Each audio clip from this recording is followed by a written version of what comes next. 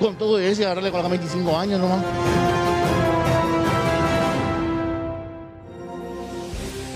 Y además, esta noche en 24 horas hablamos del drama que se vive en los hospitales con la falta de oxígeno.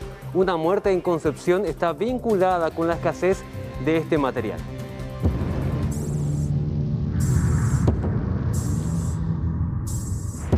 Esta paciente es una paciente sexagenaria con una comorbilidad importante. Como su alta demanda de oxígeno requería por lo menos de 4 a 5 balones en 24 horas. Lo ideal sería una terapia, pero sabemos que no contamos con camas de terapia. Lastimosamente no contábamos con esas camas para poder evacuar y la paciente no soportó.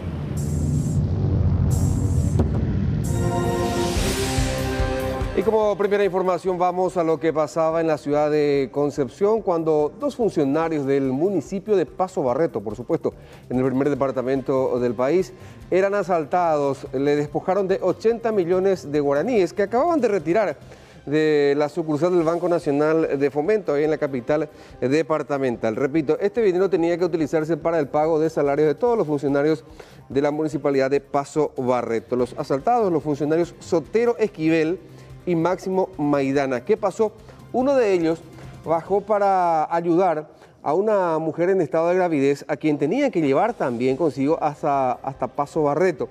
Estas son imágenes del momento en que los motosaltantes se acercan a la camioneta propiedad del municipio de Paso Barreto e inmediatamente los despojan de los 80 millones de guaraníes. Vean ustedes en círculos el momento en que los dos motosaltantes se acercan. Uno de ellos va hacia el lado del acompañante, se hace del bolso con el dinero en efectivo, por supuesto, y ya inmediatamente después salen huyendo del lugar con el botín, con el millonario botín, mientras que la otra persona, el otro funcionario, estaba recogiendo, digamos, a la copoblana de ellos, a una mujer en estado de gravidez, a quien se estaba yendo de otra ciudad, y bajaba en la terminal de ómnibus de la ciudad de Concepción y de ahí hasta la localidad de Paso Barreto. Tenemos el testimonio de uno de los funcionarios asaltados. Y para ello la camioneta ahí, se bajó mi compañero y al bajarse yo me quedé en el volante y al bajarse él por lo menos se retiró 4 o 5 metros, ya no atacó el motoquero. ¿Es conocido de usted, esta señora embarazada? Sí, conocido nosotros. Sí. Allá se tenía que ir para un rezo final de su papá o de su abuelo, uno de los dos. ¿Cómo se dieron cuenta de qué lugar le estaban siguiendo a esta persona? No, yo no me di cuenta, no me fijé. Eran dos y están en una moto y uno de ellos tenía arma de fuego, los dos tenían. Los dos tenían. ¿Y uno de ellos lo que se bajó de la moto? Uno se quedó, se me acercó ahí en la ventanilla y quieto, me amenazó con pistola. ¿Dónde tenían? En una maletín. ¿Es la primera vez que le ocurre a ustedes o ya...? Y la segunda vez era que allá cerca de Barreto era una vez por lo menos 6 meses. Era que ese le siguió de atrás. Y se dieron cuenta y corrieron, pero le tiraron toritos al... Esa vez no llevaron nada, ¿no? No llevaron nada, pero esta vez ya sí, la segunda vez ya. ¿Esta vez cómo actuaron ellos? ¿Actuaron violentamente o...? Bueno, violento no, pero con arma de mano no amenaza. Quieto. ¿Qué dijeron? No, quieto, a mí me dijo. Le pidió la plata. O sea que ya tenían conocimiento que ustedes tenían plata. Y tenían conocimiento. Ya. Quieto la plata y enseguida encontró. ¿El maletín estaba en la parte de atrás? El maletín estaba en la parte de atrás. No es la primera vez que funcionarios del municipio entonces de Paso Barreto sufren este tipo de ataques. Decía el funcionario que en la primera ocasión afortunadamente no se llevaron el dinero, pero esta vez sí, 80 millones de guaraníes pertenecientes y que tenían que utilizarse, repetimos esto, para el pago del salario correspondiente a este mes a todos los funcionarios del distrito de Paso Barreto.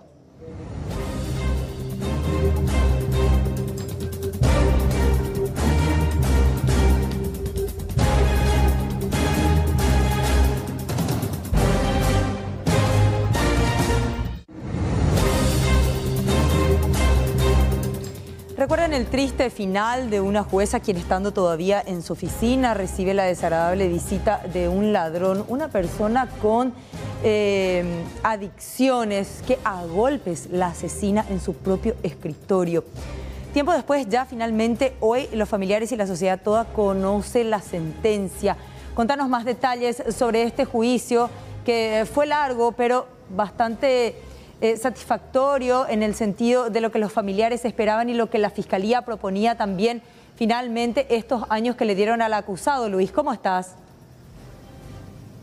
Bastante bien, Mercedes. Un saludo para vos, para nuestros televidentes. Todos recordamos el caso que ya anunciabas. Vamos a estar el 27 de junio de este 2021 recordando 12 meses de aquel triste episodio. Se daba un día sábado y muchos se preguntarán, ¿jornada laboral sábado? No, pero la jueza Diana Beline Mereles, de 48 años, amaba profundamente su profesión, luchó bastante siendo funcionaria judicial desde muy joven para llegar finalmente a ser jueza en lo civil en la ciudad de Hernandarias. No quería retrasos en esa oficina, es por eso que incluso trabajaba los sábados. El guardia de ese día era Wilson Escapini, un joven de tan solo 28 años que aparentemente estaba consumiendo alcohol y drogas en ese lugar. Ella estaba sola y se habría percatado de esta situación.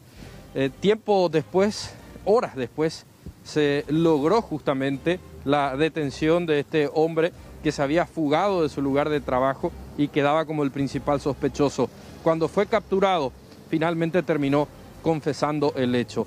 Antes de cumplirse los 12 meses, se da a conocer finalmente la sentencia en la fecha. Él fue procesado, estuvo preso, prisión preventiva durante todo este tiempo y hoy es condenado a 30 años de prisión, 25 años más 5 años de medida de seguridad. En este caso hay que decir, la familia quería 40 años, es más, dijeron de todo al terminar el juicio el día de hoy en la sala del Poder Judicial, renovada por cierto en el kilómetro 8 de Ciudad del Este. Pero vamos a escuchar justamente este momento. Se daba a conocer los alegatos finales, luego pasaban a deliberar los magistrados, los 3 integrantes de este tribunal, para finalmente salir a dar a conocer esta sentencia, unánime por cierto, los detalles, los motivos y por qué encuentran al acusado culpable. Escuchamos. La pena que se ajusta al grado de reproche es la de 25 años de privación de libertad, que la seguirá cumpliendo en la penitenciaría local. En consecuencia, considera el tribunal una medida de seguridad de 5 años que también se le impone en esta resolución. Vamos a escuchar también a la madre, María Mereles, de la víctima, la jueza. Ella para nada conforme con los 30 años, 25 más 5 de seguridad. Querían la pena máxima, es decir, 40 años, 30 más 10 de medida de seguridad, tal cual había solicitado en este caso el Ministerio Público, que estuvo representado por la agente fiscal de la ciudad de Hernandarias, Natalia Montanilla. Vamos a apelar, no quiero así, no acepto. Porque ellos son imparciales, porque se prevalece por la droga. Y la droga, uno toma y consciente cómo se toma la caña. No me agrada, ni tampoco me gusta, ni tampoco acepto. ¿Por qué? Tenía que cumplir los 30 años y 10 años de seguridad. 40 años. Y como cualquier otro se hace cumplir los 40 años y ahora no puede. Es muy imparcial, la justicia no se está haciendo como corresponde.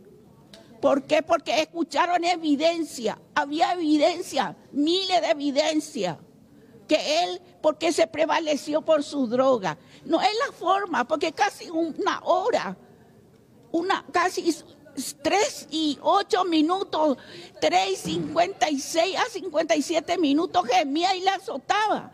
Tiene todo, el juez mismo decía ahora, que ya podía recobrar y no tenía que jugar con esa piedra que le quitó la cara. Me entregaron mi hija con una cara chiquitita. No puede ser, ni tampoco se investigaron, se centraron Así tenía que investigar bien más todavía. Ellos decía él que no era que no era él, que era inconsciente. Pues todo el mundo toma la droga. Expresiones de la madre de la víctima, la jueza Eveline Mereles, para nada conforme con la decisión del tribunal. Recordemos, Wilson Scapini, horas después del homicidio, finalmente cayó en la ciudad de Hernandarias y de manera exclusiva, a través de este medio, él confirmaba de que era el autor del hecho y que se había dejado llevar por las drogas. Confirmaba plenamente esta cuestión. Reiteramos, poco antes de cumplirse los 12 meses de aquel fatídico suceso, se dio a conocer hoy la sentencia. Condenado a 30 años de pena privativa de libertad del joven Wilson Scapini, de 28 años, quien se desempeñaba en aquel entonces como guardia de seguridad del Poder Judicial. Compañeros. Gracias, Luis, por estos datos. Hasta luego. Correcto, un abrazo. Relativamente rápido, teniendo en cuenta otras experiencias, en menos de un año ya se tiene la sentencia en este juicio oral y público. La familia, la fiscalía no están de acuerdo. Lo cierto y concreto es que durante 30 años va a estar tras las rejas.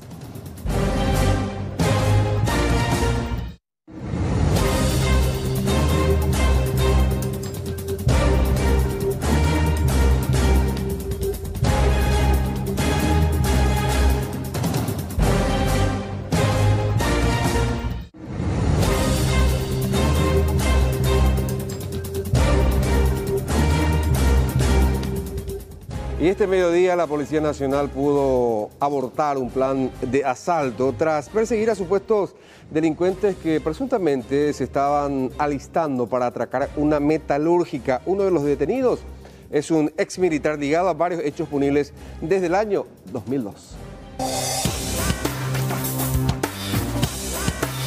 Este automóvil fue el detonante para que un patrullero de la comisaría 57 despertara la alerta, pues circulaba sin chapa en forma sospechosa. Los ocupantes, al percatarse de la presencia policial, iniciaron la huida. El motociclista patrullero de la comisaría 53 jurisdiccional acá de zona de Ñemby se percató de la presencia de este vehículo circulando con vidrios polarizados sin placa. Le llamó la atención. Se constituyeron hasta el sitio varios personales de las distintas zonas de Ñemby y se procedió a la persecución. En un momento dado, uno de los ocupantes del Toyota exhibió un arma de fuego, escopeta, por una de las ventanillas laterales del automóvil, por lo que ya con mayor discreción y con mayor cantidad de personal se procedió a rodear el vehículo, bajándose de él 3 personas de género masculino, intentando hacer la fuga. En el sitio fueron aprendidos 2 viejos conocidos ya en el área delictiva acá en la zona. Bueno, ya tiene varios antecedentes. Efectivamente, así es. Ellos estaban saliendo de la zona, dirigiéndose a una metalúrgica ubicada sobre Acceso Sur, inmediaciones de la fábrica de Pepsi, una herrería que iba a ser el objetivo de ellos. Rodrigo Jorge Scarpellini Pérez, alias Capi, es conocido en el submundo delictivo desde el 2002, donde fue investigado por el asalto a Ferusa. En el 2018, por asaltos a la extinta cadena de supermercados City Market. Según la policía, estaba junto a Julio César Martínez Barreto, propietario del automóvil, y un tercer sujeto cuando se inicia la persecución. Sin embargo, ya en su lugar de detención dijo que él no tenía relación con el aprehendido ni el arma incautada, que solo fue sorprendido mientras esperaba colectivo. ¿Vos estabas esperando colectivo? Sí, señora. ¿Quién manejaba ese auto? Pero ¿cómo si yo estaba esperando el colectivo, señor? Eso le voy a decir, ¿quién manejaba? ¿No le conocés a los...? A ninguno de los dos, pregúntele a todos, ninguno. Yo estaba solo con el atención. Los de la moto. Yo estaba caminando esperando el colectivo sobre la ruta. ¿Y cómo sabes que estaban 2 más en el auto? Si es que ¿Quién dijo que estaban 2? ¿La policía? Y la policía dice, yo soy policía. No, disculpe, no puedo hablar más. O sea, yo te pregunté a vos si vos estabas en el vehículo. Yo estaba esperando colectivo. Usted nomás dice que eran 3. ¿Vos cumpliste condena, Carolina? Sí, señora. ¿Cuántos años tuviste? Sí, mucho tiempo estuve. Se dice que formabas parte del grupo de Kung Fu Panda. ¿Quién por eso? No conozco, señora. No, nadie, señora. Supuestamente que podría estar involucrado también con el asalto al local Luisito también. No se puede decir lo que quiera, señora, pero yo no tengo nada que ver todo lo que ustedes dicen. Pero el otro detenido aseguró que él les entregó una escopeta. Ellos me llamaron para que le traiga algo. Y un arma me pasaron y le traje eso, nada más. ¿Qué cosa te pasó? Arma. Un arma. ¿Esa arma es tuya? No. ¿Quién te dio? Y me mandaron a traer un amigo para traerle a ellos. Un amigo a traerle a Scarpellini. Sí, a traer a ellos. Yo no le conozco a ellos, le traje nomás. Ah, o sea, vos le trajiste el arma. Es decir, que sí él estaba dentro de ese vehículo. No sé si es él, pero se subió dos tipos conmigo. Él seguro. Scarpellini tiene antecedentes en el 2015 por hurto agravado y asociación criminal, 2016 robo agravado y asociación criminal, prohibición de salida del país, entre otros, y es investigada su presunta participación en el asalto a Luisito en Capiatá, en donde una de las armas usadas para el atraco coincide con el arma usada para el asalto mortal a un cambista en Puerto Falcón. En el interior del rodado se encontró el arma con municiones, así también las placas de registro del automotor y una placa policial. Motoasaltantes ingresaron a robar a un conocido motel en la zona de San Lorenzo. Primeramente, simularon ser clientes.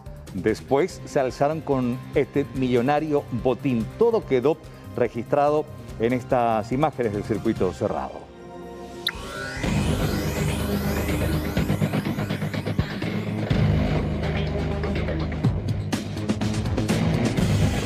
Unos 14 millones de guaraníes, más bebidas alcohólicas y hasta preservativos, se habrían llevado dos motoasaltantes del interior de este motel, ubicado sobre la avenida Manuel Ortiz Guerrero de la ciudad de San Lorenzo, tras hacerse pasar por clientes para luego reducir a golpes al guardia de seguridad y a la limpiadora del reservado.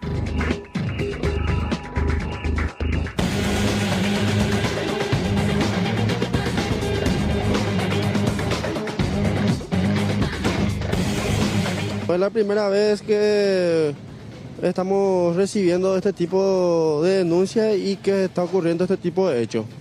Supuestamente, según manifestaciones del administrador y el portero de dicho motel, los mismos llegaron a bordo de una motocicleta y se hicieron pasar como clientes. Una vez que el portero le llama el portón para que pueda ingresar a la pieza, le intimaron con arma de fuego. Cabe mencionar que los dos sujetos contaban con arma de fuego. Posteriormente le obligaron a que le indique cuál sería la pieza de la parte administrativa.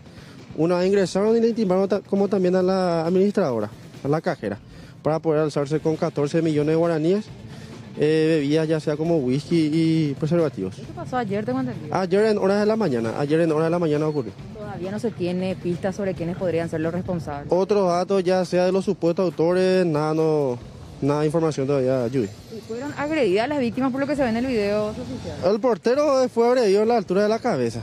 Y a la mujer creo que le jalan del cabello y la obligan que se mantenga allí en el suelo. Que se mantenga allí en el suelo y para que le indique desde el lugar nada más la caja fuerte para que pueda llevar el dinero.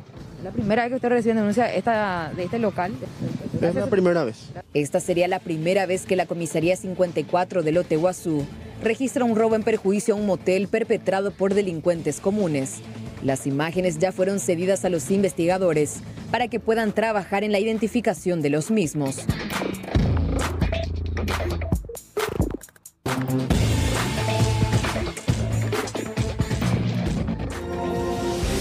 Y es dramática la falta de oxígeno actualmente en los principales hospitales que en este momento no dan abasto. Salud Pública anuncia que con el aporte de ACEPAR se podría paliar en parte esta grave crisis.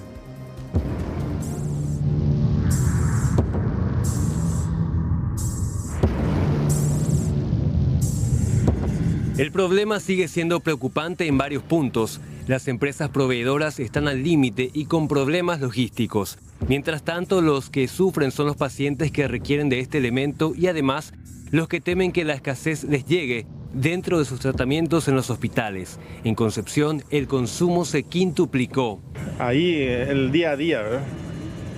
Desde temprano nosotros de vuelta gerenciando, anoche recibimos 2.850 metros cúbicos Hoy a las 9 de la mañana estamos con 1.600 metros cúbicos ya de reserva en los tanques.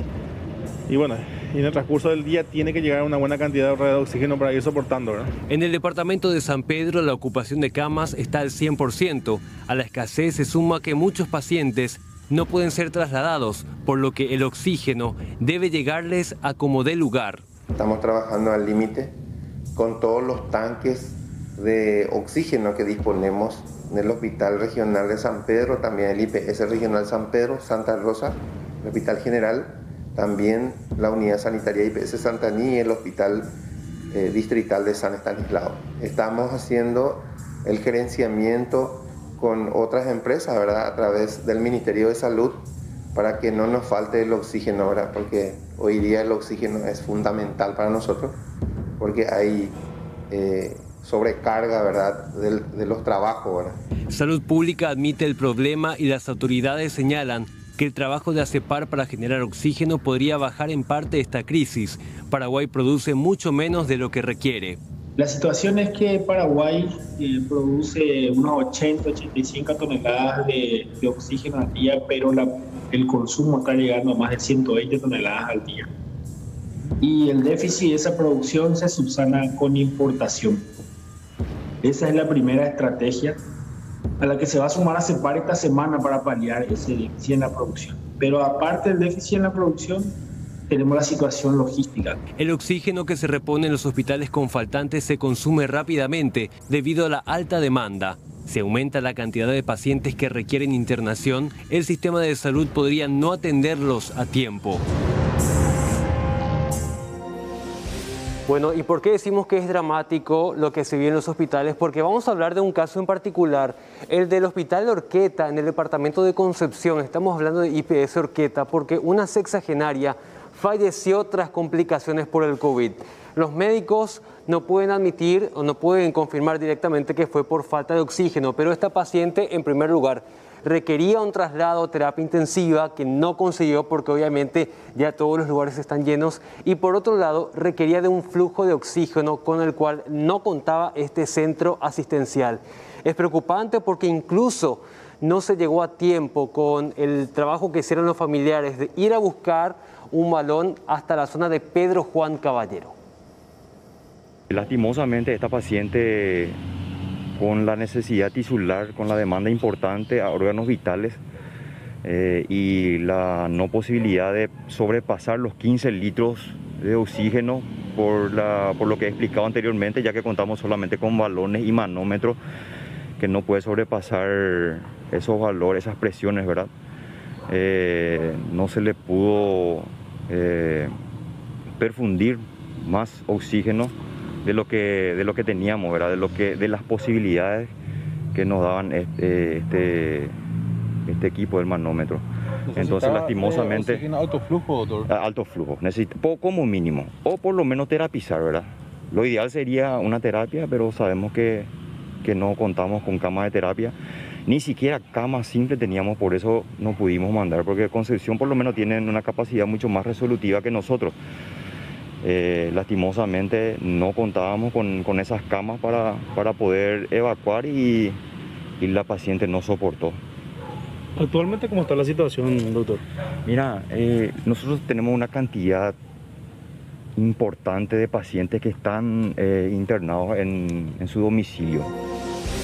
Efectivamente, ¿y por qué están internados en sus casas? Porque no hay lugar para internaciones nuevas dentro de este tipo de hospitales, ni siquiera en el hospital de referencia, que es el Regional de Concepción. Por eso es que los médicos hablan todos los días de no someterse a riesgos innecesarios para no necesitar una cama de terapia o de internación de aquí a futuro. Lastimosamente la respuesta no es la más esperada de parte de la ciudadanía, de una gran parte por lo menos, que se vio envuelta en fiestas clandestinas en este fin de semana, que les vamos a contar en instantes aquí en 24 horas.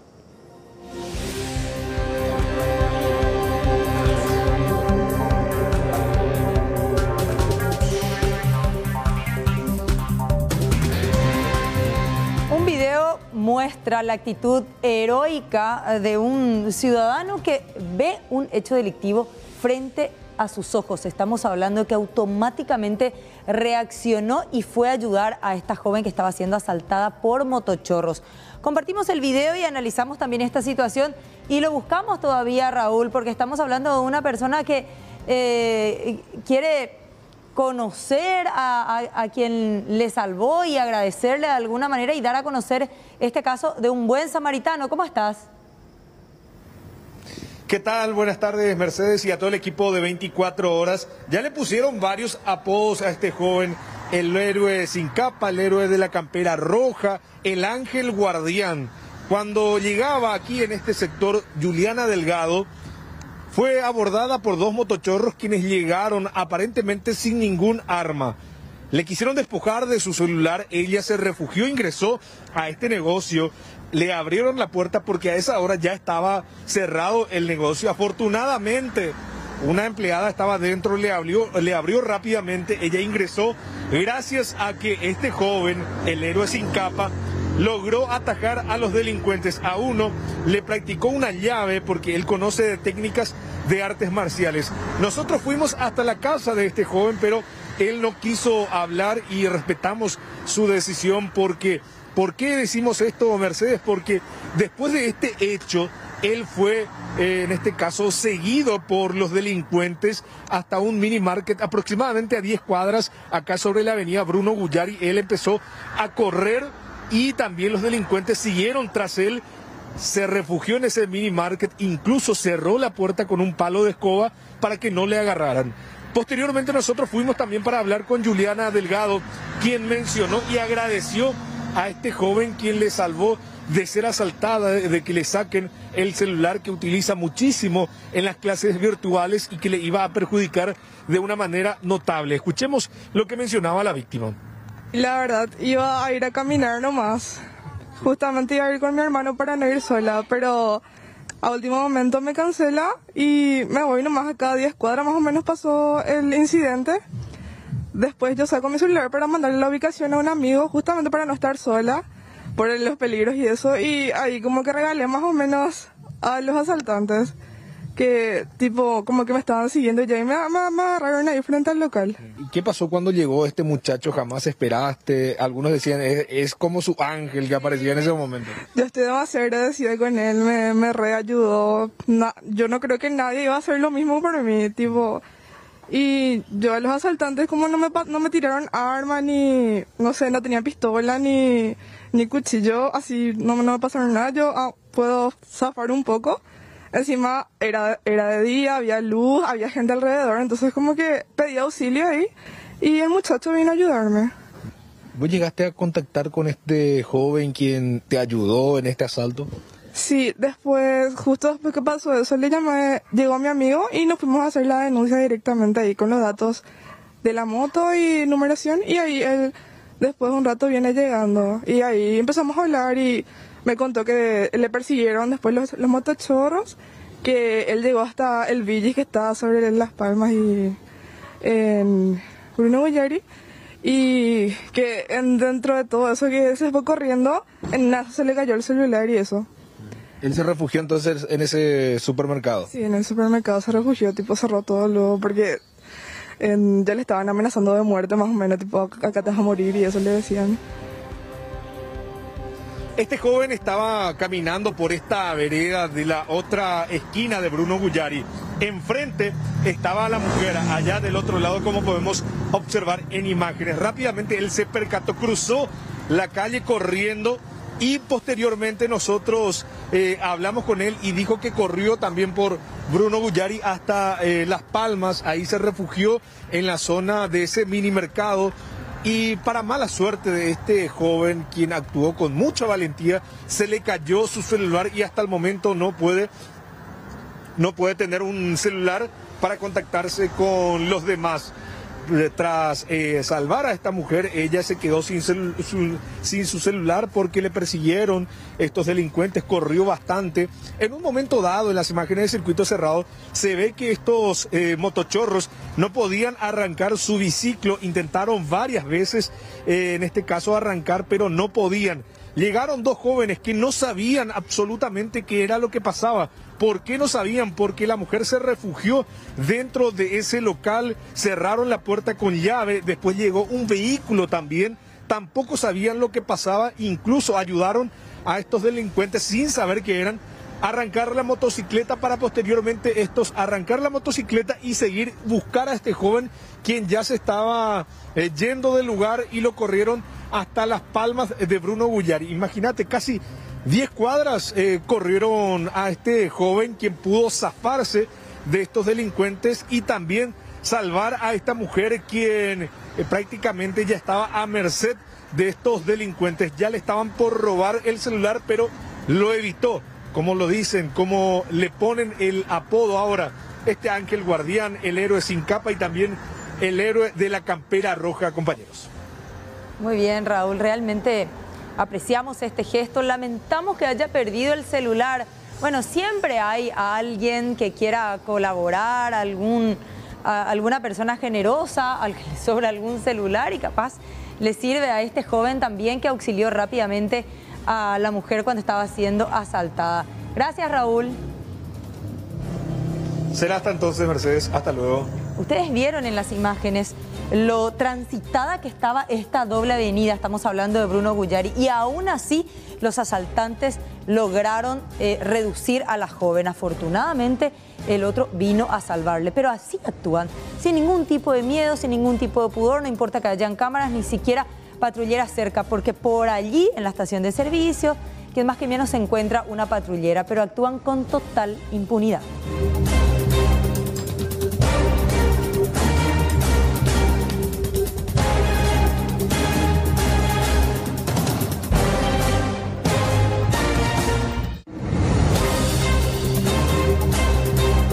Y un hecho similar también ocurrió en la zona de San Antonio, donde la víctima, una mujer atacada por delincuentes. Lamentablemente, en esta ocasión no apareció ningún superhéroe para ayudar a la víctima de turno. Alexis Aveiro está con la historia. Muy buenas tardes. Carlos, ¿qué tal? ¿Cómo te va? Sin embargo, a pesar de que no aparece un héroe en esta historia, hablamos de la temeraria reacción de Liz Montiel, con quien ya me encuentro, porque eran aproximadamente las 6 de la mañana. Ella salía de su casa con destino a su trabajo, lo hace en una importadora, cuando repentinamente es interceptada por un marginal que con mucha violencia intenta despojarla de su teléfono celular, y eso podemos observar en imágenes. Ella reacciona de la siguiente manera: lo arroja sobre el techo de una casa de un vecino para evitar que se lo robara. Sin embargo, este sigue en su afán con muchísima violencia. Y algo que ya me llamaba la atención esta mañana cuando presentábamos el video es que yo noto que él tiene algo en la mano. Y sí, efectivamente se trata de un arma blanca, porque Liz me acaba de confirmar que intentó apuñalarla, ya que se daba esta reacción previa evitando el robo. Liz, primeramente, en la imagen de repente no se ve muy nítidamente, pero algo tenía en la mano y me confirma que es un cuchillo. Sí, era un cuchillo de esos que usamos para comer. Chiquitito. De cocina. Sí, de chiquitito. Así es.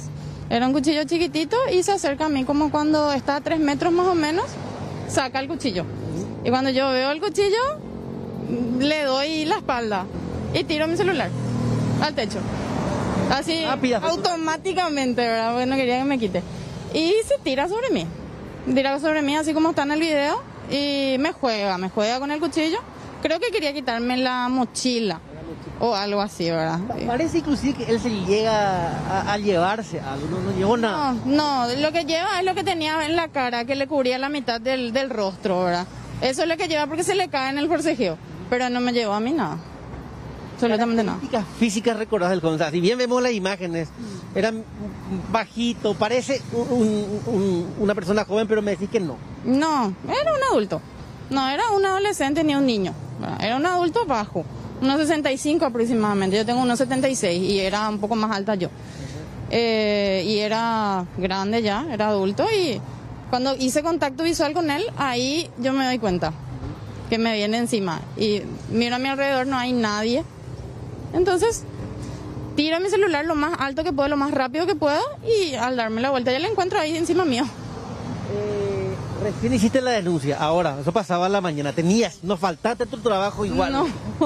No, yo lo único que tenía en mi cabeza era, tengo que llegar, ¿verdad?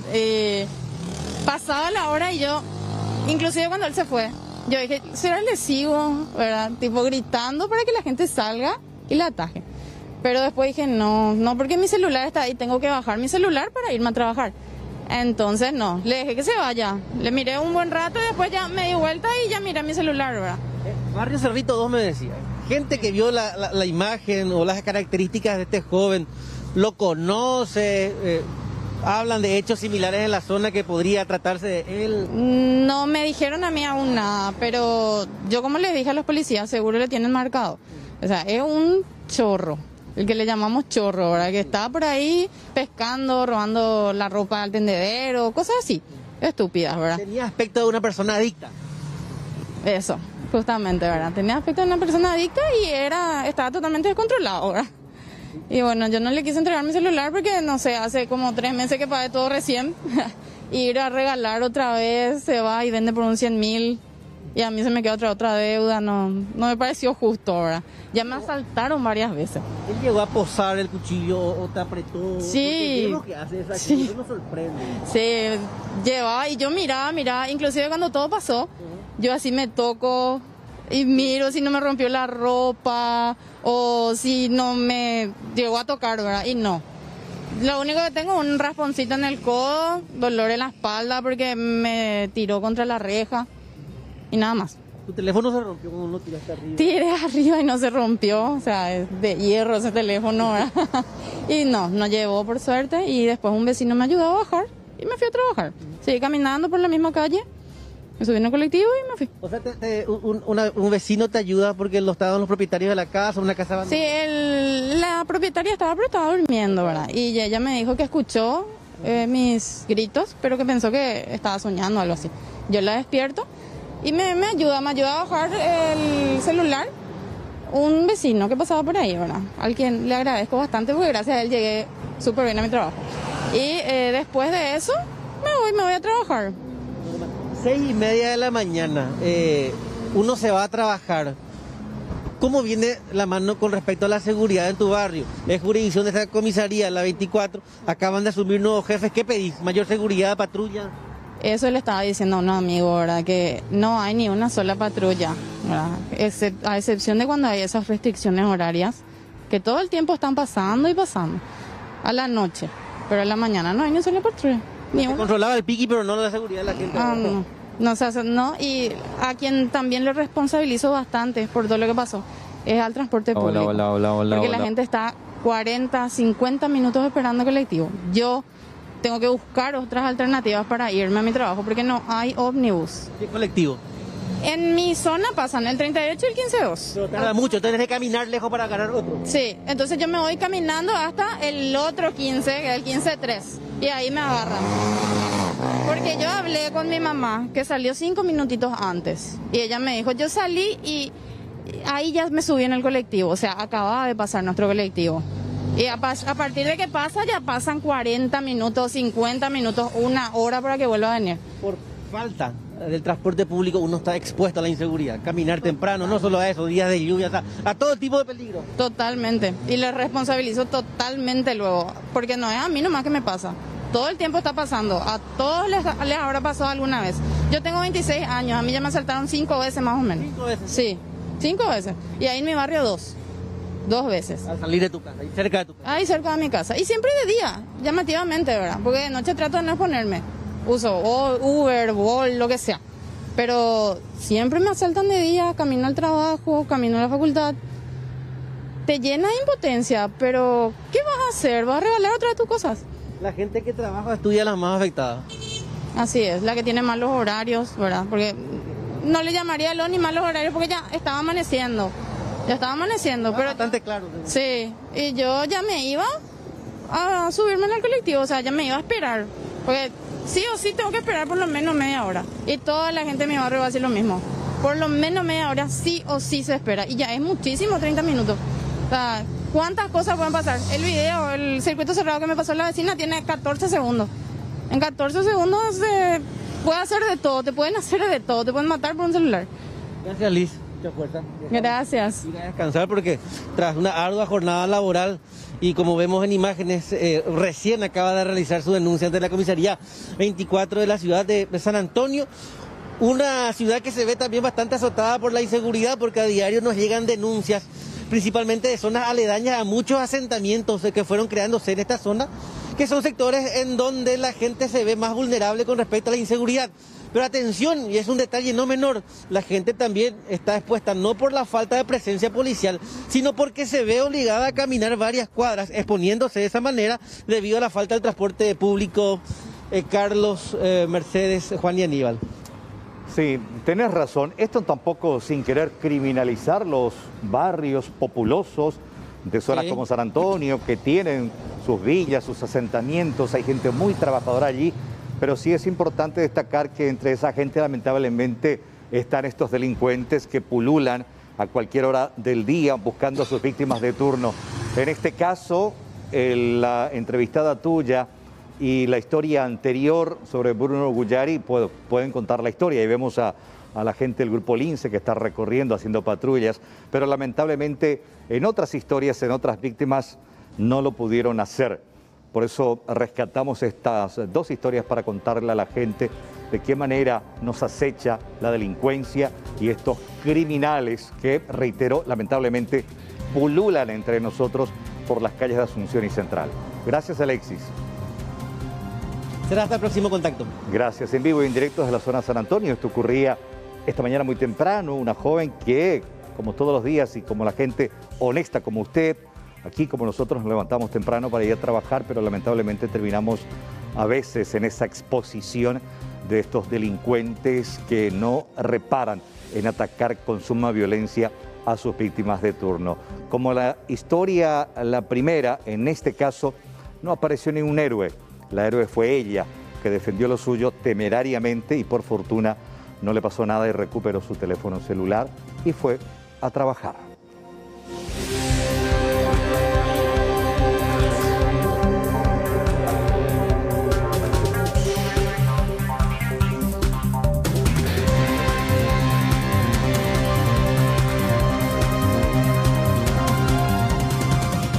Y la semana pasada, el viernes, le estuvimos reportando de un triple asesinato, esto en la zona de Capitambao, departamento de la Mambay. Hoy tenemos que mostrarles y hablarles nuevamente de un crimen que ocurrió en la línea internacional. Vayamos a esas imágenes, fíjense un momento, pero hay un video que muestra en que un vehículo, el automóvil que salió disparado de este sitio, es del lado de Punta Pona. Ahí baja el hombre, el que sería la víctima. Y ahí se predispone a despedirse de la persona quien lo trajo hasta ese punto. Y después ya van a ver ustedes cómo se produce una humareda, producto de la columna, los disparos a la altura de la columna. Y después se acerca una camioneta y lo asesina en plena vía pública. Repetimos esto, el lado de Punta Pona, ahí la línea internacional. El otro lado es Paraguay. Esa zona es la zona de los shoppings, donde ondean las banderas tanto de Brasil como de Paraguay. Un punto emblemático también. Bueno, nuevamente la zona fronteriza, la línea internacional, la divisoria entre Pedro Juan Caballero y Punta Pona se tiñe de sangre. Y con estas imágenes tenemos que hacer la primera pausa de nuestro informativo de hoy. Bien, enseguida volvemos con más noticias.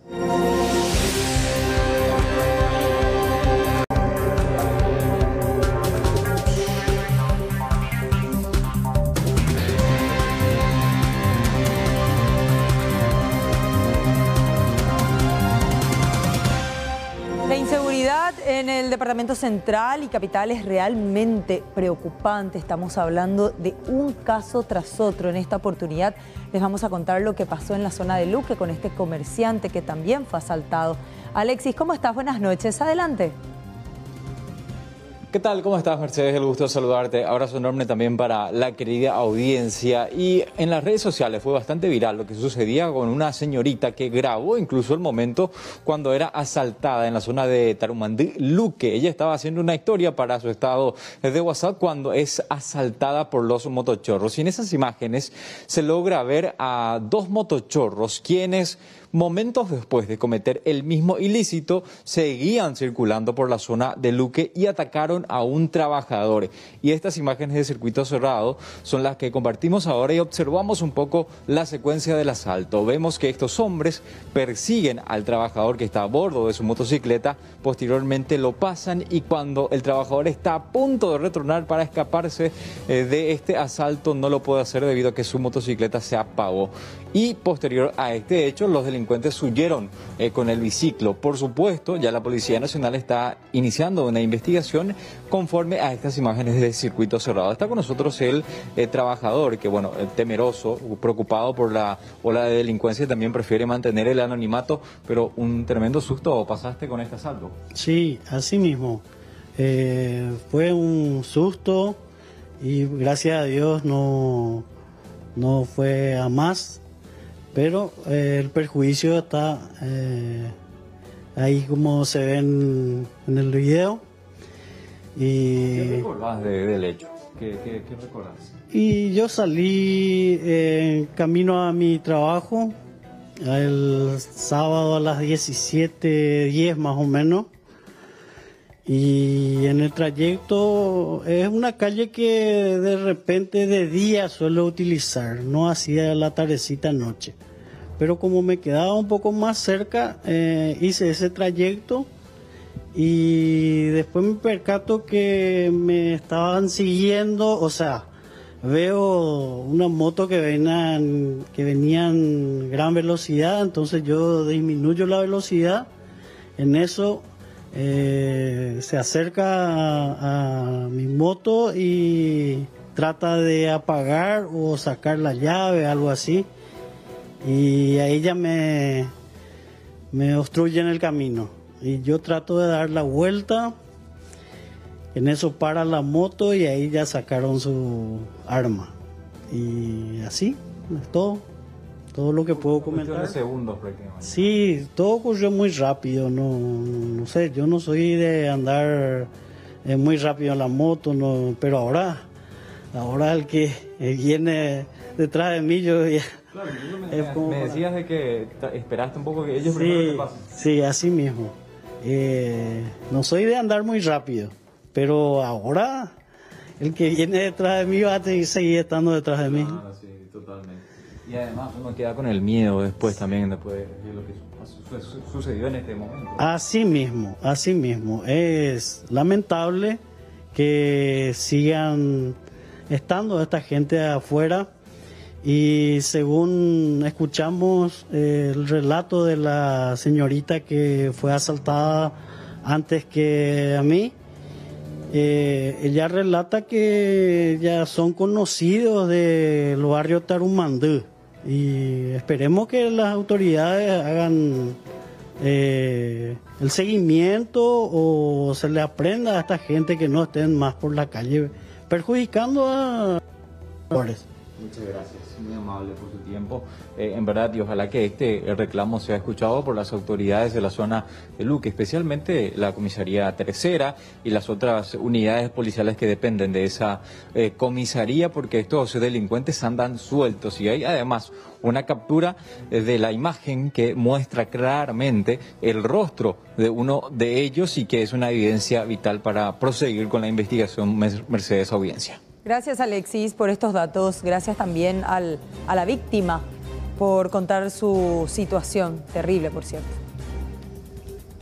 Hasta luego. Es un nuevo modus operandi. Estamos hablando de lo que se conoce en ruta como piratas del asfalto. Paran al otro vehículo y le despojan de las pertenencias. En esta oportunidad, otros motociclistas pararon a este y se robaron su elemento de trabajo, nada más y nada menos su motocicleta.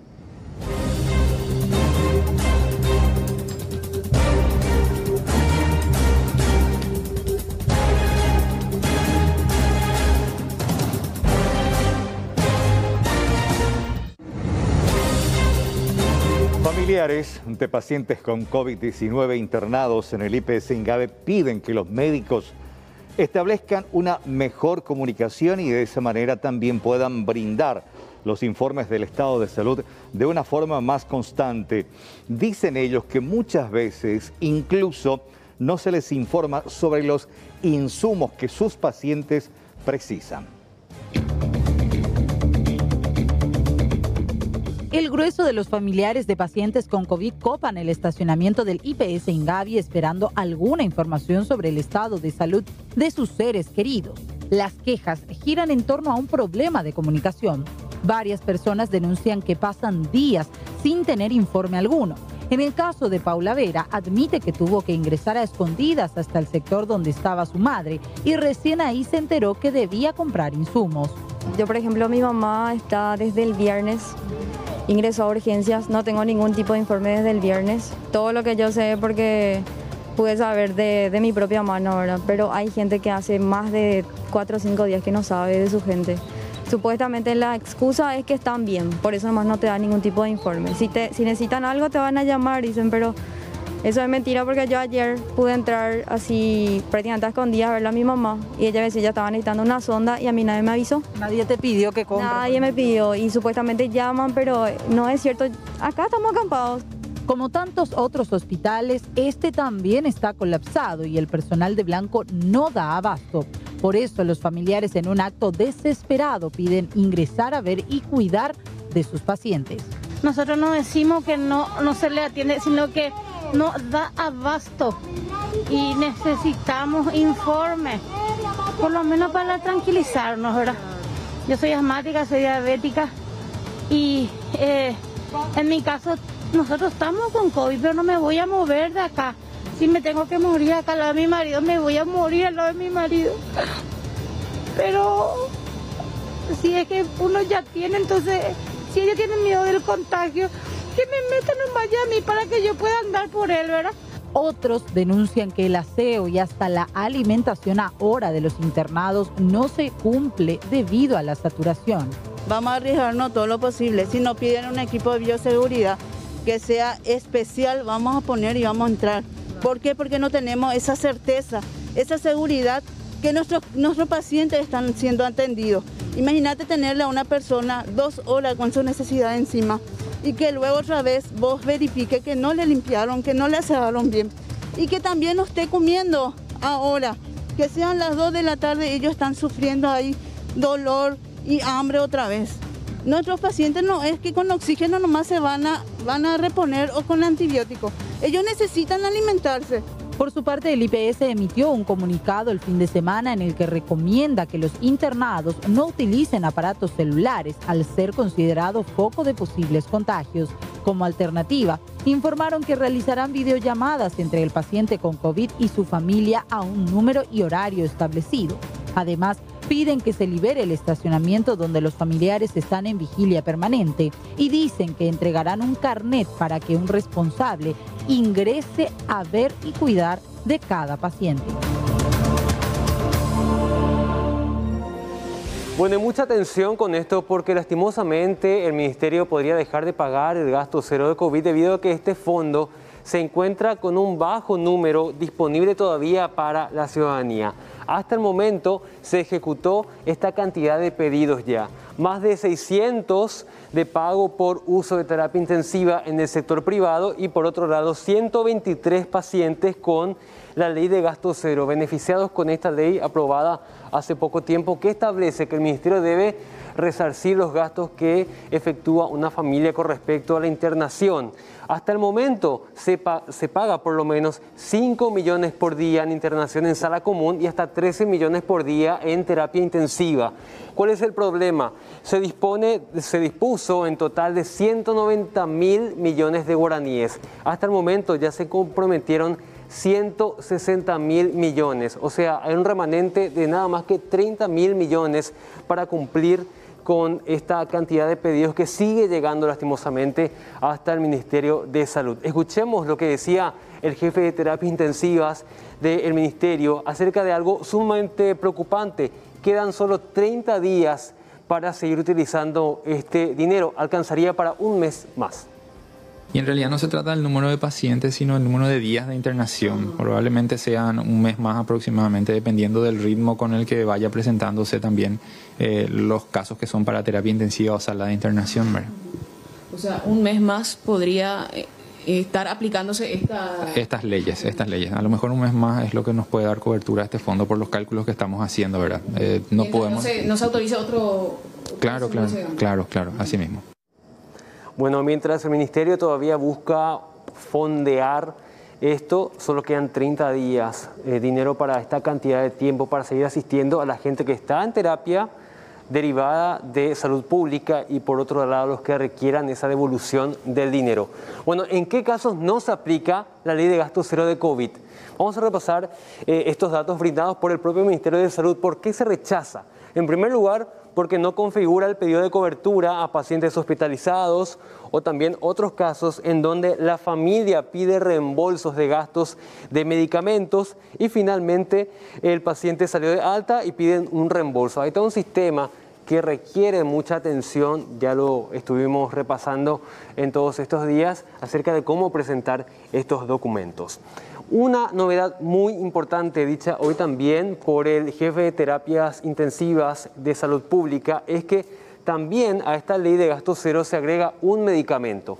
Estamos hablando del Remdesivir, porque finalmente el Ministerio comprobó que forma parte de un protocolo de atención y de administración de medicamentos a los pacientes con cuadros de COVID positivo. Remdesivir es uno de los medicamentos más pedidos, con mayor falta en el mercado y sobre todo de un costo muy elevado.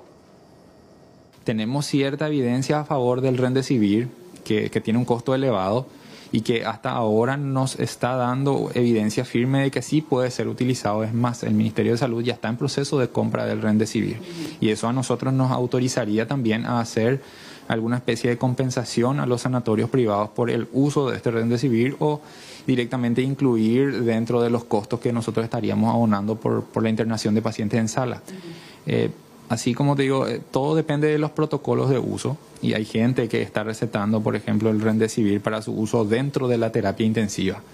Y la evidencia científica nos sugiere que el Remdesivir, si se usa dentro de terapia, es porque ya llegamos tarde. El Remdesivir es un medicamento antiviral que está destinado a cortar la replicación del virus y por consiguiente puede ser utilizado hasta el 8º día de evolución de la enfermedad, que es donde nosotros sabemos que el virus deja de replicarse y por consiguiente nosotros mismos le damos esa libertad al paciente de que esté aislado hasta el 10º día porque sabemos que en ese momento ya no hay replicación viral activa y el paciente ya no puede contagiar la enfermedad.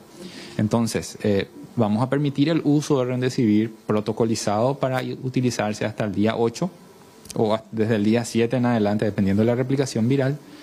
Y vamos a cubrir esos costos nosotros, ¿verdad? Vamos a entregar los medicamentos a los centros que puedan administrarlos y vamos a cubrir también estos costos probablemente en el sector privado o viendo alguna otra forma de compensación. Pero sí se están haciendo esos estudios para saber si es factible o no utilizar estos otros medicamentos también que son costosos. Bueno, ¿qué dice el doctor Ángel Núñez sobre este punto muy importante?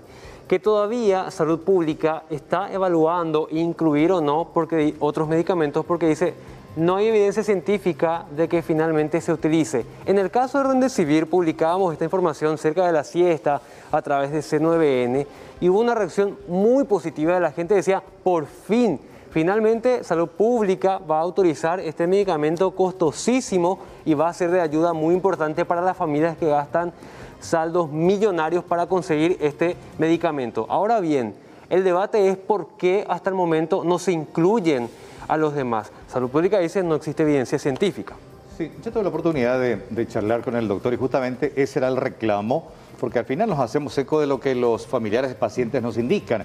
Acá Salud Pública dice, o esta ley de costo cero, pero al final no es así porque terminamos gastando en estos medicamentos que son justamente estos que tienen un elevado costo y que precisamente médicos de salud pública y privados también recetan y como Salud Pública no va a incluir en su lista. Era un contrasentido.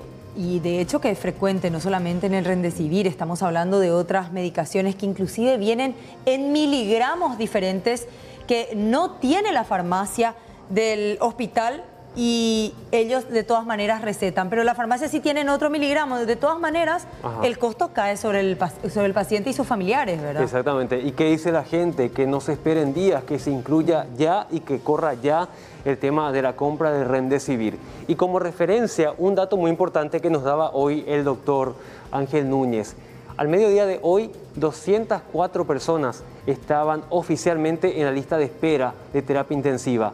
El número de gente vuelve a crecer y esto es sumamente preocupante porque ya sabemos cómo está la situación en nuestro territorio con respecto a las terapias. En el interior del país, la gente está perdiendo la vida lastimosamente porque no consigue lugares y esto se multiplica en muchas zonas.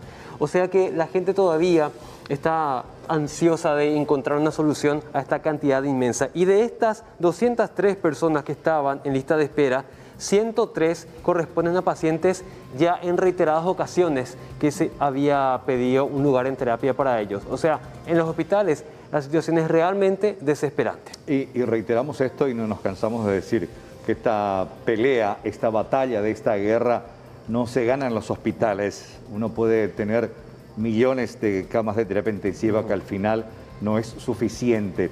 Esta pelea se gana en la calle, cuidándonos, y no precisamente viendo y repitiendo esas imágenes de cada fin de semana de festejos, de celebraciones, de encuentros no autorizados, donde la gente inconscientemente sin tapaboca comparte, juegan, beben y al final terminan los números así, saltando y trepando a más de un centenar de fallecidos cada día. Y qué importante también es la vacunación. Estamos hablando de centros que durante el fin de semana estuvieron abiertos y que lastimosamente no tuvieron personas para inocular.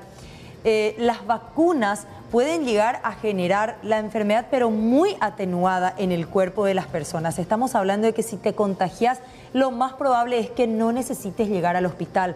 Allí en donde muchos pierden la vida, hasta ahí es muy probable que no estés. A partir de los 62 años, desde el día de hoy ya se pueden vacunar. Asista al vacunatorio más cercano y ganémosle la batalla al coronavirus. Hasta nuestra redacción, Carlos Mercedes, llegaron reportes de gente, adultos mayores, ya vacunados, que dieron positivo. ¿Cómo se manifestó la enfermedad en sus organismos? Asintomáticos. O sea, la vacuna está dando sus resultados y está evitando que ese adulto mayor o igualmente que los ya inmunizados lleguen a necesitar una cama en sala común o incluso en terapia intensiva. Así es, la vacunación continúa, repetimos y reiteramos, 62 años cumplidos o por cumplir este año. Tratemos de inocular a la mayor cantidad de gente posible.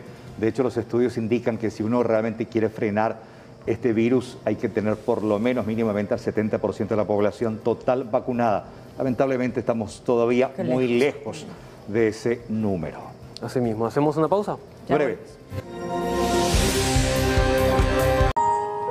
Hoy es un día muy importante y vamos a recordarlo justamente de esta manera, con este mensaje que es clave, porque el abuso sexual en niños, niñas y adolescentes es un tormento que solo podemos evitar con tu protección. Hacé tu parte. Si ves algún caso de violencia, no dudes en llamar al 911 o a Fono Ayuda 147. Todos somos responsables.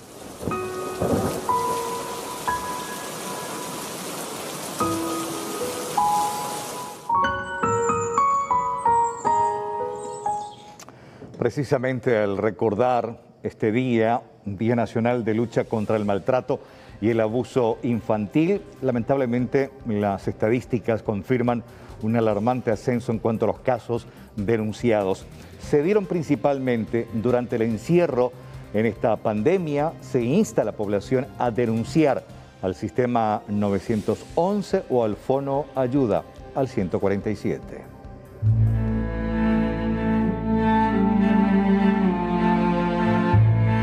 Desde el 2004, cada 31 de mayo se conmemora el Día Nacional contra el Maltrato, Abuso Sexual y Laboral de Niños y Adolescentes del Paraguay. Al respecto, la fiscal Karina Sánchez, de la Unidad de Trata de Personas del Ministerio Público, alertó sobre el significativo incremento de casos en nuestro país. De enero al 20 de mayo, que fue la fecha en que cerramos la estadística del año, ingresaron 957 denuncias de este tipo de abuso sexual en niños específicamente, identificándose algunos departamentos como zonas en donde mayormente ingresaron las denuncias, el departamento de Central Itapúa, Alto Paraná y Caguazú son los principales departamentos en donde se registra la mayor cantidad de denuncias de abuso sexual en niños. Nosotros aquí en la unidad vemos el tema de la explotación sexual infantil,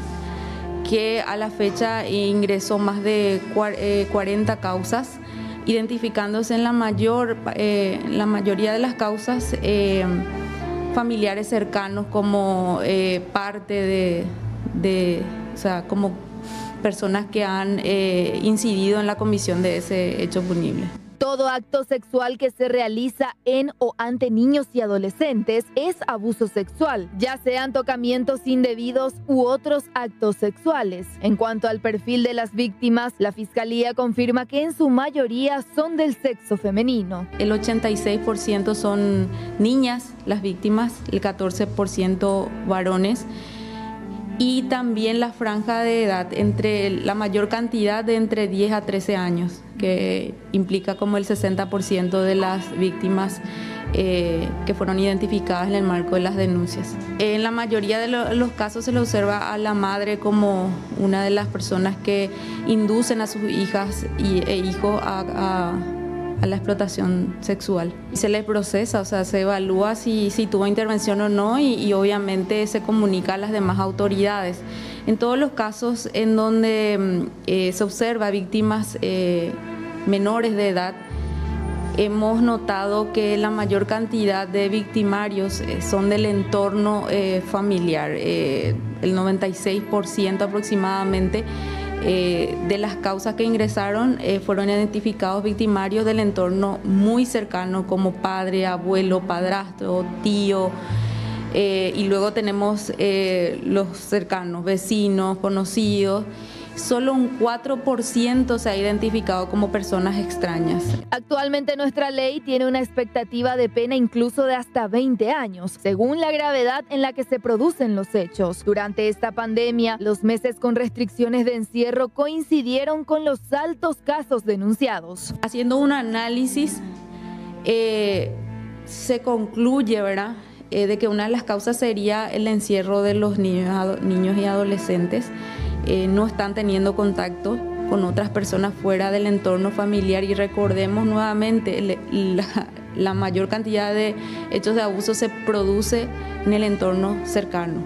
Doctora, coincide con la época en la que iniciábamos la pandemia, ¿verdad? Totalmente, que son marzo, abril y mayo, y luego cuando las restricciones fueron, o sea, se desaceleró la restricción o ya empezaron a abrirse más situaciones, empezó a subir otra vez. La recomendación para los padres o encargados de los menores es estar en alerta en cuanto a cambios en la conducta que suelen presentar los que son víctimas.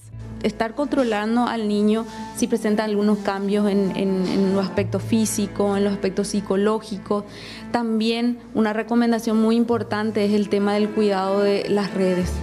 El tema del uso de las tecnologías, los padres tienen que estar muy atentos.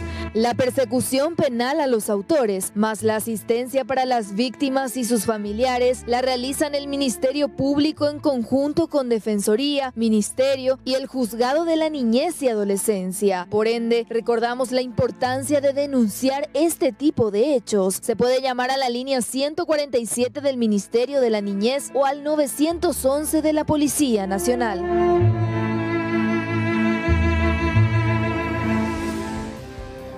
Una muy buena noticia, las dosis contra la influenza ya fueron liberadas. El público en general puede acercarse al vacunatorio más cercano del Ministerio de Salud y aplicárselas. Atención, es muy importante, sobre todo en esta etapa en la que vamos a entrar del año, en donde son muy frecuentes las enfermedades respiratorias.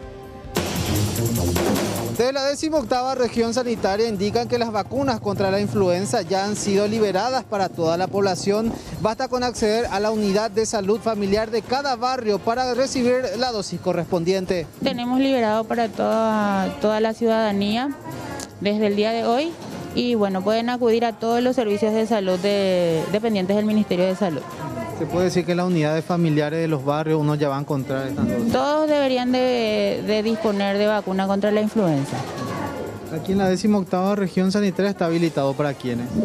Está habilitado para la población en general, solamente que nosotros en este momento estamos aplicando las dosis de influenza en el polideportivo del Colegio Salesianito para mejor atención de los usuarios.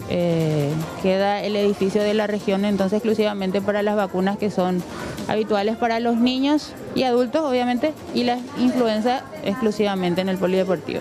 El horario de atenciones en el polideportivo es de lunes a viernes, sería hasta las 3 horas. Los adultos mayores que ya recibieron su vacuna contra el COVID deben de esperar por lo menos 15 días. ¿Sí? Debe haber un intervalo de 15 días entre cada vacuna. En este caso, haber recibido la dosis contra el COVID, igual uno tiene que vacunarse contra la influenza. Claro, así mismo, porque el que hace la vacuna contra el COVID, como su nombre lo dice, protege contra las cepas del COVID. Y la influenza es otra cepa. Las vacunas ya fueron totalmente liberadas tanto para los niños como para los adultos mayores y instan que a pesar de haber recibido las vacunas contra el COVID-19, igual tienen que acceder a las vacunas contra la influenza. Bueno, esto en cuanto a la influenza, pero ¿cómo estuvo hoy el tema de la vacunación contra el COVID-19? Recordemos, a partir de hoy se pueden vacunar las personas nacidas hasta 1959, 62 años en adelante. Lastimosamente, esta fue la imagen en común en los centros de vacunación.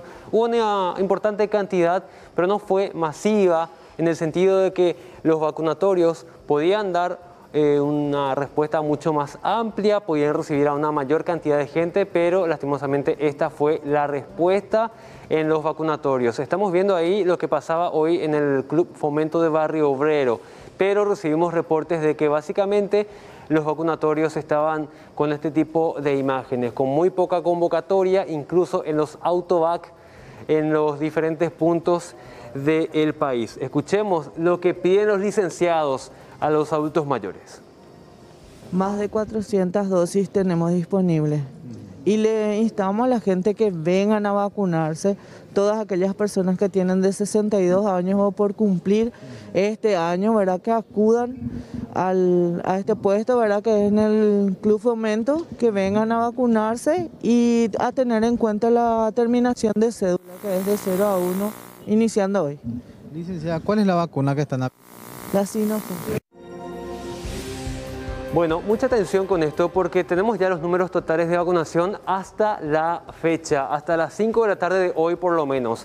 La cantidad total sube a 315.430 personas en total. La cantidad de dosis administradas, cerca de 400.000. Hoy se vacunaron 8.631 personas hasta las 5 de la tarde por lo menos con la primera dosis y casi 3.000 personas con la segunda dosis. Poco a poco esta cifra se va haciendo más alta, pero recordamos, estas cifras deben escalar notablemente para inmunizar a la población con mayor rapidez. Y muchos comentarios en redes sociales están diciendo, bueno, ante la baja convocatoria en los vacunatorios, ¿por qué no se baja el rango de edad?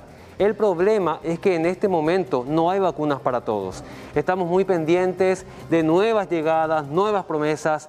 Este jueves debe llegar una carga importante, 134.400 dosis del mecanismo COVAX, pero recordemos, una gran parte de estas dosis está reservada para segundas dosis de la carga anterior que ya había sido aplicada a los adultos mayores. También está prevista la llegada de 100.000 dosis desde también el Medio Oriente para este sábado. Estamos muy pendientes de eso, con lo que se podría avanzar finalmente a habilitar a los mayores de 60 años a partir de la próxima semana. Todo depende de la llegada de estas dosis. Y precisamente, ¿qué está haciendo el gobierno? Bueno, hoy el presidente Mario Abdo Benítez se reunió con un representante diplomático muy importante de Estados Unidos para hablar de este tema de las vacunas. Estamos hablando del encargado de negocios de la Embajada de Estados Unidos en nuestro territorio. Importantes novedades, aunque no se dieron a conocer la cantidad de vacunas que sería donada por Estados Unidos dentro de su paquete para países en emergencia. Acabo de tener una buena reunión con su presidente y le agradezco por su liderazgo durante esta crisis. Tuvimos una buena conversación sobre las vacunas, por supuesto, y no quiero darles expectativas falsas, pero ojalá que en las semanas que vienen podamos decir o compartir con ustedes buenas noticias. La conversación que tuvimos hoy con nuestros amigos de la Embajada Norteamericana es justamente insistir en la importancia que significa para nosotros las vacunas. Y todos sabemos que hay 80 millones de vacunas de la administración Biden, pero para 30 países. Y eso va a significar seguramente una distribución equitativa. Lo que nosotros les transmitimos, y ustedes escucharon al señor Salazar, que efectivamente hay la mejor de las predisposiciones, pero no queremos hablar de montos ni de fechas, pero queremos que sea en la brevedad posible y la mayor cantidad de ser posible. Bueno, haciendo cálculos rápidos, Estados Unidos tiene la cantidad de 80 millones de dosis. Si son 30 países, se habla de que tocaría más de 2,5 millones de dosis para cada país. Eso sí, la distribución es equitativa. Recordemos que había anunciado la administración del presidente Biden que el mecanismo COVAX estaría interviniendo. Hay que ver si finalmente esta distribución va a ser igual por igual entre los 30 países o se va a designar una cantidad específica según la necesidad o según el tiempo de emergencia de cada país. Muy pendientes de esto y de los anuncios tanto de presidencia como de la Embajada de Estados Unidos en nuestro territorio. Y hablando de vacunas, una buena noticia para los estudiantes de medicina que después de muchas protestas finalmente lograron que el ministerio autorice la vacunación para médicos internos. ¿Cuál va a ser el mecanismo? Las facultades, las universidades autorizadas deben remitir al ministerio la lista completa de los internos que figuran como estudiantes. Y ya nos derivaron a la de NERS con la información de que está oficialmente habilitada la vacunación para los internos y en especial para aquellos cuyas universidades enviaron su listado en limpio a la de NERS en tiempo y fecha. De todos los que entonces están realizando sus guardias, por ejemplo, en hospitales. Sí, su servicio de médico interno. Bueno, ¿tu caso de qué universidad? Universidad del Norte oficialmente habilitada para la inscripción. Ahora quiero dar espacio a los compañeros estudiantes, que gracias a ellos nosotros tuvimos este espacio. Gracias a los compañeros estudiantes de cuarto, quinto y sexto año, nosotros tuvimos este espacio. Gracias a ellos tuvimos esta presión y gracias a ellos tuvimos esta posibilidad de ingresar a hablar con el ministro. Bueno, hoy el ministro los recibió y finalmente confirmó este beneficio de la vacunación para los médicos internos, los que están prácticamente en los últimos años según la nómina que envíe cada carrera. Pero ojo, no hubo respuesta para las siguientes carreras: kinesiología y fisioterapia, enfermería y obstetricia y finalmente instrumentación quirúrgica. Ellos pidieron también respuesta, pero el ministerio dice, bueno, por el momento no hay novedades con respecto a los estudiantes de últimos años de estas carreras. Sí para medicina, pero lo otro todavía en duda. Hacemos una breve pausa, ya venimos.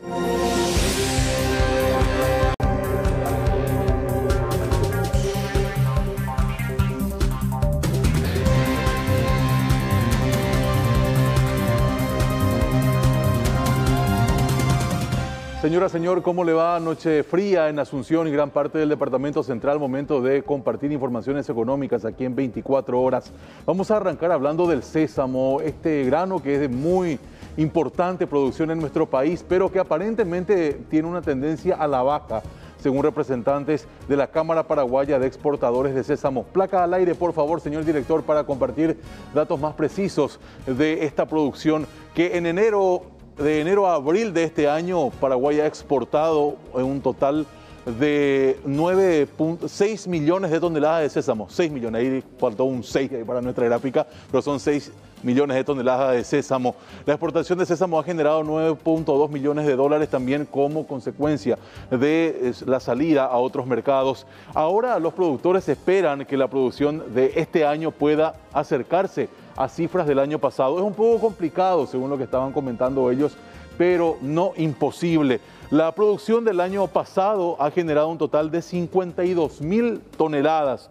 30.000 de esas toneladas eran de variedad confitera. Y vamos a ir a la próxima placa justamente para seguir con el desglose de estos datos, reitero, de la producción de sésamo. Y después vamos a hablar también de la variedad mecanizada, que ha producido de esta forma este grano. Reitero, una cantidad importante que se ha hecho en este año, pero está un poco complicado el mercado. Vamos a ver si es que para el año entrante esto puede mejorar. Ahora vamos a cambiar de tema, ¿les parece? Y vamos a apuntar a la deuda a nivel familiar. ¿Quién no tiene un compromiso con un banco, con una cooperativa, con una financiera?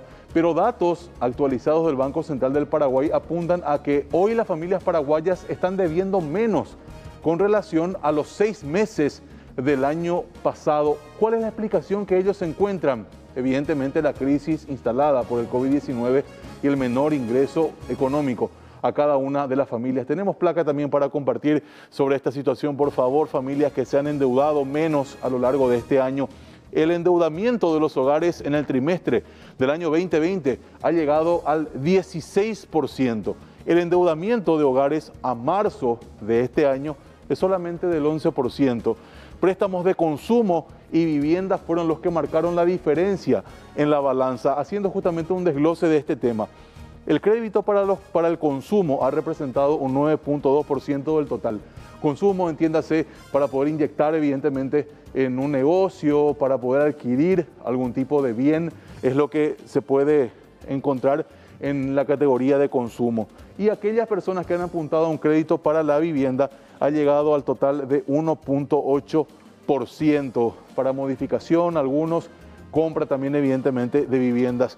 La siguiente placa dice que el descenso en los niveles de endeudamiento a nivel hogar se debería a la pérdida de ingresos económicos de sus integrantes como consecuencia de la pandemia del COVID-19. Es justamente el resumen o el análisis final que realiza entendidos del Banco Central del Paraguay. Según justamente la banca matriz, el monto total del pasivo, es decir, de las deudas de los hogares, equivale a 7.9% del Producto Interno Bruto. En el global, eso es lo que hoy generan las deudas de los hogares paraguayos. Es un promedio muy bajo, dicen, comparando con otras economías en donde las deudas de los hogares representan un total del 50.6% del Producto Interno Bruto. Así es que esta es la situación en cuanto a las deudas que han generado familias paraguayas a lo largo de este año.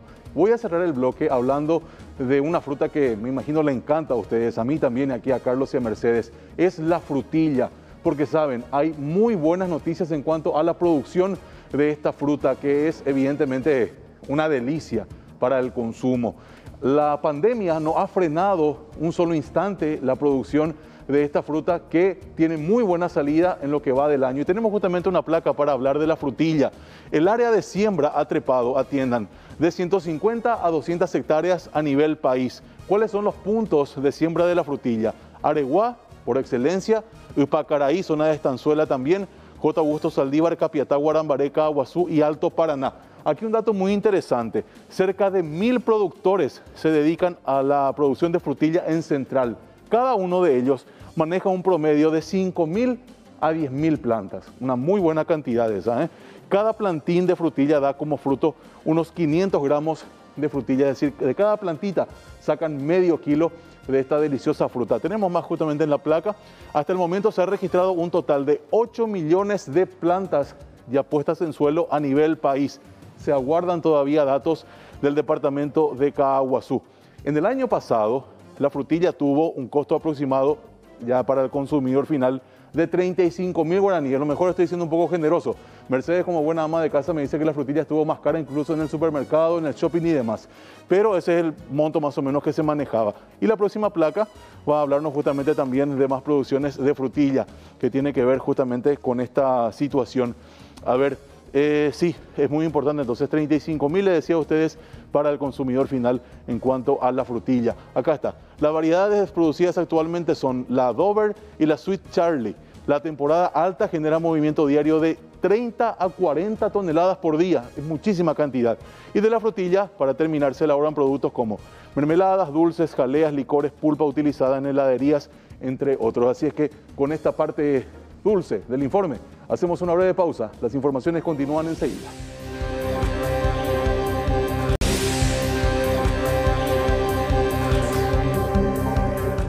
Hace un mes el Papa Francisco convocaba a nivel mundial a una maratón del Rosario. Hoy culminaba en los jardines del Vaticano. El pasado 1 de mayo, el pontífice inició una maratón de oración para pedir el final de la pandemia. Cada día del mes se ha celebrado en un santuario del mundo, desde el Vaticano, pasando por Oriente Medio, África o Asia y hasta Latinoamérica. La maratón, dirigida a todos los fieles católicos, se estructuró bajo el nombre de toda la Iglesia. Saliva incesantemente la oración de Dios. Han sido 30 los santuarios representativos, distribuidos en todo el mundo, los que han guiado la oración mariana, que ha sido transmitida en directo. Este lunes concluyó la maratón, reunidos en santuarios como el de Maipú en Santiago de Chile, el de Nuestra Señora de los Gozos en Orense, España, o el de la Virgen de los Milagros de Caacupé en Paraguay. En esta oportunidad, el Papa pronunció sus palabras ante un lienzo que representa a la Virgen de Satanudos, de la que es muy devoto, y que procesionó por los jardines hasta ser instalada sobre un lecho de rosas blancas. Ave Maria, piena di grazia, il Signore è con te. Tu sei benedetta fra le donne e benedetto il frutto del tuo seno, Gesù. Francisco cerró el acto reclamando un acceso igualitario a las vacunas, que pronto se dé a todos la posibilidad de ponerse en seguro con la vacuna, dijo antes de abandonar los jardines.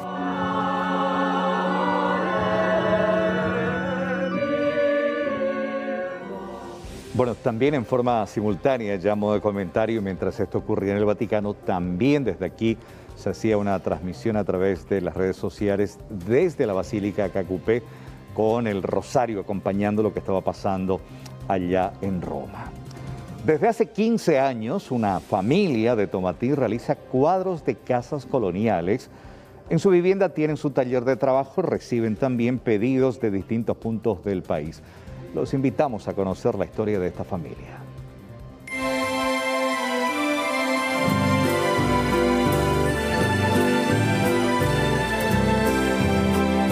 La ciudad de Tomatí, distante a unos 97 kilómetros de Asunción, es un punto turístico del país que se caracteriza por la variedad de trabajos artesanales a los que se dedican sus pobladores. Arcilla, madera, metales preciosos son materia prima que se convierten en una de las principales producciones y fuentes de ingreso para centenares de familias en la zona.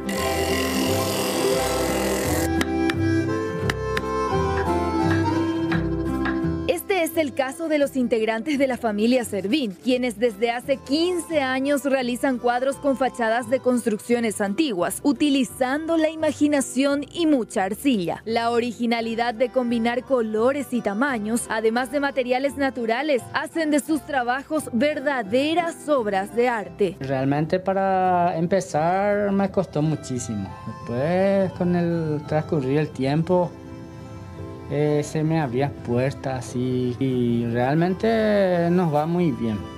Se abrieron puertas, así como ahora por ejemplo le pasó algo con el Twitter, ¿verdad? Alzaba en Facebook y así empezamos a vender. Estoy orgullosa de ellos porque nos están sacando adelante y por eso son muy reconocidas acá en la ciudad, gracias a las redes, a los vecinos.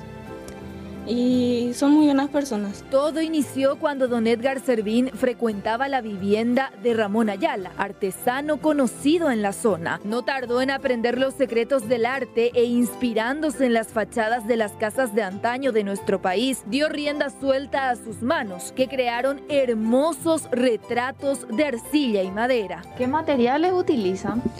Y muchísimos materiales estamos usando realmente. Primero la madera. La madera, la arcilla, pintura, pegamentos, de todo, casi de todo, hasta metal usamos para la rejita y todo eso. ¿Y de dónde sacan los modelos? Y realmente de los modelos algunas veces vos sacan más de las casas coloniales, las casas antiguas. Esos fachadas coloniales, postcolombinos que hay por Asunción y por todo acá a nivel país. Si es para un regalo empresarial que te piden 20, 25. 20, por ejemplo, puede hacer en 15 días. En 15 días puede hacer. ¿Qué es lo primero que haces? Y el trabajo, ¿no? Yo, por ejemplo, siempre empiezo del marco. Siempre empiezo a cortar la madera, hacer el marco. De ahí hago la pared para la puertita. ¿La pared de qué material es? Este pared es de madera. La pared es de madera.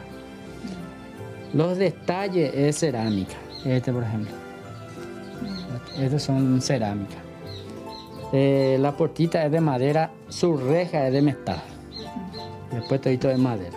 Este de unidad es 140.000 guanicas, uno está.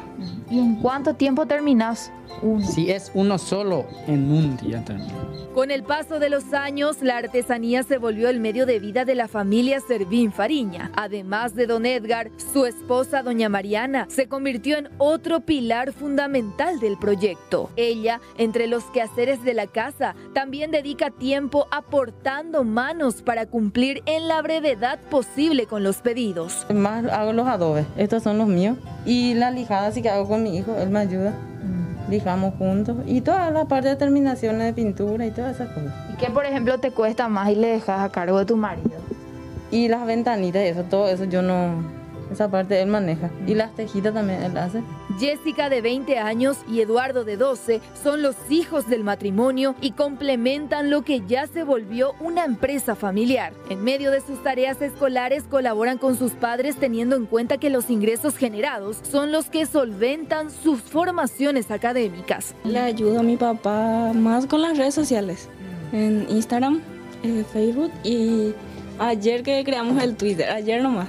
Gracias a su amigo que hizo un posteo, ¿verdad? Y surgió ahí. Entonces yo le creé y estamos publicando. Y mi día a día es divertido. Hago todo el día tareas. A veces le ayudo a mi papá, lijo. Y algunas veces le cargo el horno cuando tengo tiempo. La casa de la familia Servín Fariña es una verdadera galería en la que podemos reconocer fácilmente partes de las fachadas de casas que fueron construidas en los años 1800, como la Casa de la Independencia, ubicada en 14 de mayo y 15 de agosto. Los pueblos del interior del país también están retratados en madera y cerámica, y si alguien está interesado en modelos exclusivos, puede comunicarse con la familia al 0971 98 0664 o al 0972 85 47 70 y de esta manera apoyar este trabajo completamente nacional.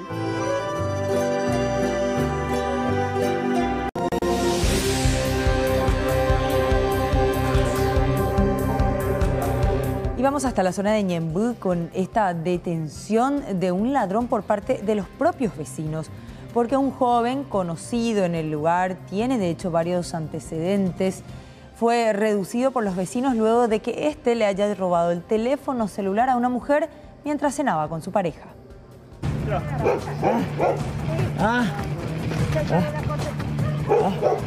De esta manera fue reducido Braulio Ranoni, un joven de solamente 23 años de edad, quien en las últimas semanas se venía desempeñando como limpiavidrios en la zona de Acceso Sur y Prat Hill. Pero el fin de semana último robó el celular a una mujer que se encontraba cenando. Luego de sustraerle el aparato celular, vino corriendo, ingresó por este puente peatonal y mientras pasaba por esta calle, aquí en el barrio San Carlos, fue reducido por unos vecinos que coincidentemente se encontraban en la calle a esa hora.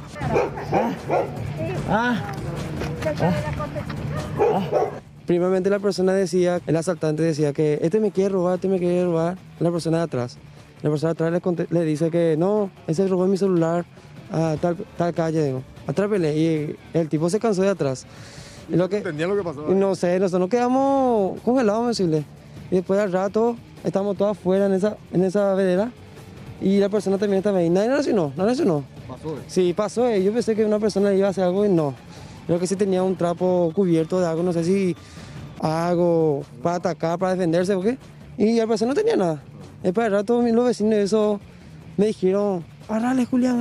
Y lo que sí fue que me fui corriendo y la atrapé y eso fue lo que pasó. Comisión vecinal tenemos acá y estamos en alerta. Últimamente es cierto que hay muchos asaltos. Exactamente, muchísimos asaltos y viene personas que no le conocemos la cuadra y creo que son de por acá. Algunos dicen que son de como es Lambaré, Fernando, no sabemos si es cierto, me parece que sí.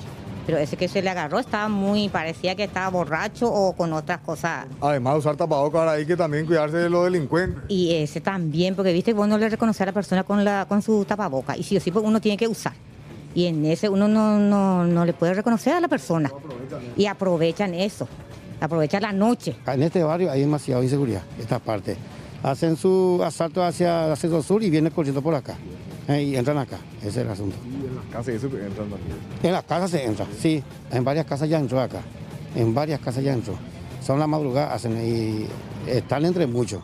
Ahora mismo, por ejemplo, te va ahí en el semáforo, vas a encontrar muchísimo limpia parabrisas y todo está con efecto de estupefacientes. Por su parte, el detenido negó toda la acusación y dijo que simplemente estaba caminando por la calle hasta que los vecinos comenzaron a golpearlo. Y pues nosotros estamos viniendo de allí hacia San Carlos. Por eso nomás lo que pasó y el otro corrió. ¿Y el otro qué hizo algo? No sé, yo qué es lo que hice, a mí me agarraron. Por eso nomás. ¿Y parece que tus socios, o sea, ustedes juntos estaban caminando? Estamos viniendo nosotros a San Carlos, mi primo, ¿verdad? ¿San Carlos dónde? ¿Qué lugar? No, a Caité nomás. En barrio San Carlos. Ah, ¿qué barrio? Mi primo estaba viniendo conmigo, nosotros estamos viniendo a otro lado. Me agarraron a mí. Yo no corrí, y él corrió, se asustó, ¿vale? Corrió y yo me quedé ahí. ¿Y pues se le robó o no se le robó a una chica algo? No sé, no se le robó nada. Digo que se le robó, pues nosotros estamos viniendo a otro lado. Ah, ¿y ustedes pasaron nomás por ahí cuando eso? Y por eso es lo que nos agarraron a nosotros. O sea, a mí lo que me agarraron si yo no corrí, si yo no tenía nada que ver. Ladrón abstenerse, vecinos en alerta. Es uno de los carteles que se encuentra aquí en esta calle del barrio San Carlos, donde los vecinos han tomado valentía para poder reducir a este delincuente, quien por fortuna no estaba armado y aparentemente bajo los efectos de estupefacientes.